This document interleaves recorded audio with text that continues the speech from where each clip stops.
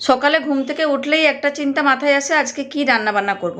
তো প্রত্যেক দিন না রিচ খাওয়া দাওয়ার হয়ে যাচ্ছে, তাই আজকে একটুখানি হালকা পাতলাভাবে বানাবো।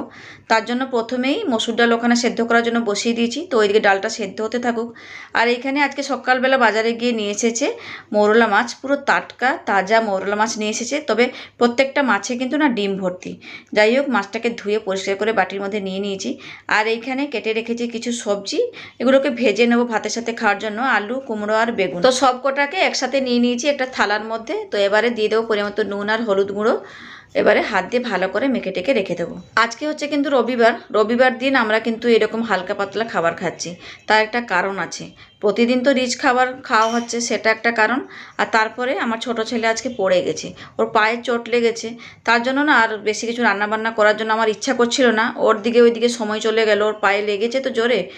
ওই জন্যই ওর বাবা বললো শুধু ডাল, এই ভাজাভুজি আর মাছ ভাজা করে দাও। আর আম তো আছেই, তাই দিয়ে খাওয়া হয়ে যাবে দুপুরবেলা। রাত্রিবেলা যা করার করবে। আর ছেলেটা আজকে আমার এমনভাবে আছাড় খেয়ে পড়েছে না, খুব লেগেছে ওর, বিশেষ করে পায়ে লেগেছে। তার জন্য আমার একদম ভালো লাগছিল না। ওইদিকে ওর পায়ে বরফ দেওয়া থেকে শুরু করে সব কিছু করছিলাম তো, আর এদিকে মন লাগছিল না যে রান্নাবান্না একটুখানি এসে শ্যুট করি। তাই যাই হোক, ওই কোনো মতে এই সব কিছু কেটে কুটে একটুখানি ভাজাভুজি করে দিচ্ছি। তো প্রথমেই না ওই কড়াইতে তেল গরম করে নিয়ে কেটে রাখা আলুগুলোকে দিয়ে দিলাম। ওই নুন হলুদ মাখানো আলুগুলোকে দিয়ে একটুখানি লাল লাল করে ভেজে নিয়েছি। আর ডালটা তো এদিকে আমি সেদ্ধ করার জন্য বসিয়েছিলাম, তো ডালটা আর একটু হতো, তার জন্য ওই সাইডে বসিয়ে দিলাম ডাল সেদ্ধ করার জন্য।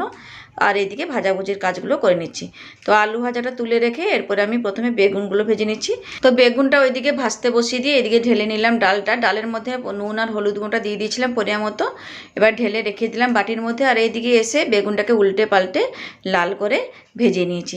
জানি না আজকের ভিডিওটা আপনাদের কেমন লাগবে, হয়তো ভালোও না লাগতে পারে।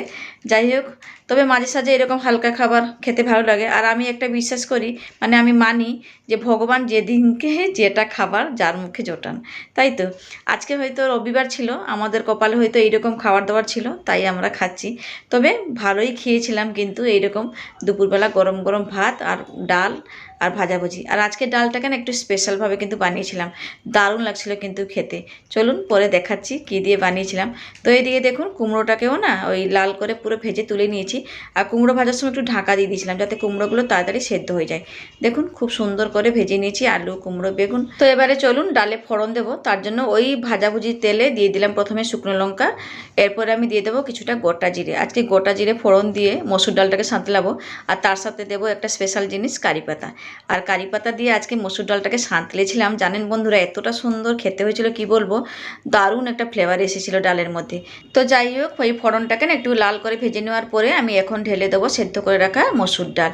আর ডালটা দেওয়ার সঙ্গে সঙ্গেই কি সুন্দর একটা গন্ধ বেরিয়েছিল কি বলবো। আমি কিন্তু এই ফার্স্ট টাইম বানালাম কারি পাতা দিয়ে মসুর ডাল।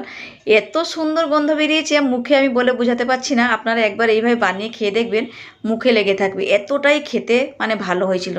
যাই হোক, ডালটাকে কিছুক্ষণের জন্য ফুটিয়ে নিয়ে বাটির মধ্যে ঢেলে রেখে দিলাম। তো এইদিকে তো মসুর ডাল আর ভাজাভুজির কাজ শেষ হয়ে গেছে। এরপরে ভেজে নেব মোরলা মাছ। তার জন্য এখানে গ্যাসে ফ্রাই প্যানটা গরম করার জন্য বসিয়ে দিলাম। যতক্ষণ গরম হচ্ছে সেই সময়ের মধ্যে আমি এখানে মোরলা মাছের মধ্যে নুন আর হলুদটা দিয়ে দিলাম পরিমাণ মতো। এবারে হাত দিয়ে ভালো করে একটুখানি মেখে নিচ্ছি। চলুন, ওইদিকে কিন্তু প্যানটা গরম হয়ে গেছে। এরপরে আমি দেবো প্যানের মধ্যে সর্ষে তেল। আর এখানে আমি মোরলা মাছটাকে ভাজার জন্য বেশি করে একটুখানি সর্ষে তেল দিয়ে ভালো করে গরম করে নিয়েছি। তো এবারে আমি ওই নুন হলুদ মাখানো মোরলা মাছগুলোকে দিয়ে দেবো। আর এবারে সাবধানে একটুখানি উল্টে পাল্টে দিচ্ছি। তবে মোরলা মাছগুলো এত ভালো ছিল তো একদম ভেঙে যাচ্ছিল না। তো এইভাবে একটুখানি মাছগুলোকে নাড়াচাড়া করে নিয়ে পুরো লাল লাল করে ভেজে নিয়েছি। আর আজকে দুপুরবেলা গরম গরম ভাত, গরম গরম ডাল আর এইরকম গরম গরম মাছ ভাজা দিয়ে আজকে খাওয়া হয়েছিল।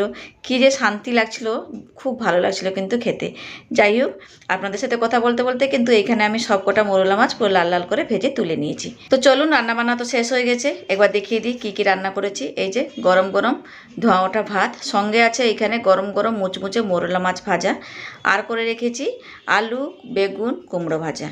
আর করেছি পাতলা করে মসুরির ডাল। আর জানেন তো এইরকম কারি পাতা দিয়ে না এই মসুর ডাল রান্নাটা ফার্স্ট টাইম বানালাম। তবে খেতে কিন্তু না দুর্দান্ত হয়েছিল।